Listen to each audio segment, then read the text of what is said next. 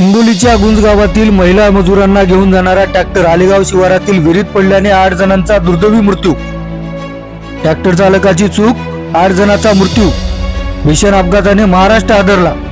गुंज गावातील शेतकरी महिला हळद काढण्यासाठी ट्रॅक्टरमध्ये बसून जात होत्या। ट्रॅक्टर चालकाचे नियंत्रण सुटल्याने ट्रॅक्टर विहिरीत कोसळल्याने 8 महिलांचा दुर्दैवी मृत्यू।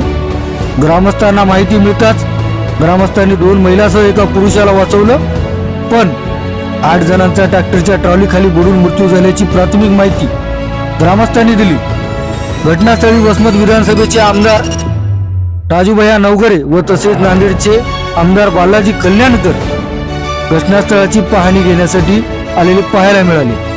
हिंगोली व नांदेड पोलीस प्रशासनाच्या वतीने बचाव कार्य सुरू। नांदेड जिल्ह्यातील ही घटना आहे। आलेगावच्या शिवारातील विहिरीत ट्रॅक्टर ट्रॉलीसह उलटल्याने 8 महिलांचा दुर्दैवी मृत्यू झालाय, तर 3 जणांना सुखरूप बाहेर काढण्यात यश आले।